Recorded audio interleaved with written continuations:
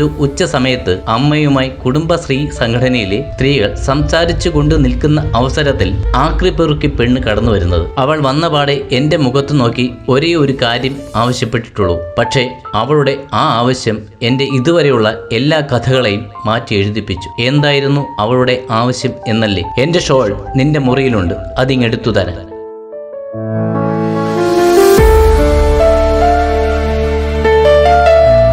കാര്യങ്ങൾ കൈവിട്ടു പോയെന്ന് പറഞ്ഞാൽ മതിയല്ലോ.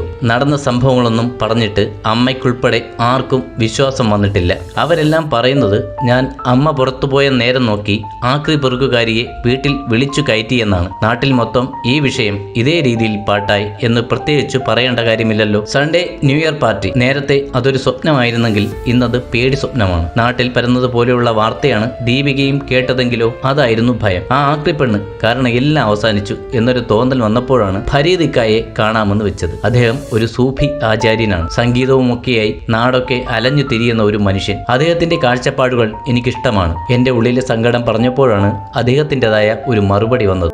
അനേകായിരം പേരിൽ ഒരാൾക്ക് മാത്രമായിരിക്കും നിമിഷങ്ങളുടെ ഒരംശത്തിന്റെ വേഗതയിൽ നമ്മുടെ ഉള്ളിലെ പ്രണയത്തെ ജ്വലിപ്പിക്കാൻ കഴിവുണ്ടായിരിക്കുക. അങ്ങനെ ഒരുവൻ അല്ലെങ്കിൽ ഒരുവളെ കാണുന്ന മാത്രയിൽ ഉണ്ടാകുന്ന പ്രണയം, അത് നമ്മുടെ ഉള്ളിൽ തിരിച്ചറിയുന്ന ഒരു വേഗതയിൽ തന്നെ സ്വന്തം ഹൃദയത്തിന്റെ സ്പന്ദനം സ്വയം തിരിച്ചറിയുന്നത് പോലൊരു അനുഭൂതി നമുക്ക് അനുഭവപ്പെടും. ഭൂമിയിലെ സ്വർഗീയമായ അനുഭൂതികളിൽ ഒന്നാണത്. അതിന് കാരണമായി തീരുന്ന അവനെ അല്ലെങ്കിൽ അവളെ അവഗണിക്കരുത്. ആ പ്രണയത്തെയും ഒഴിവാക്കരുത്. പ്രണയത്തെ പിന്തുടർന്നു തന്നെ പ്രണയിക്കണം. അതായിരുന്നു അദ്ദേഹത്തിന്റെ മറുപടി. ആ മറുപടി എന്നിൽ ചില കാര്യങ്ങൾക്ക് വ്യക്തതയുണ്ടാക്കി. സമൂഹം അംഗീകരിക്കുന്ന ബന്ധങ്ങളെക്കാൾ മുൻപ് ഹൃദയം അംഗീകരിക്കുന്ന സത്യങ്ങളുണ്ട്. അതിനെ പിന്തുടരുക തന്നെ വേണം.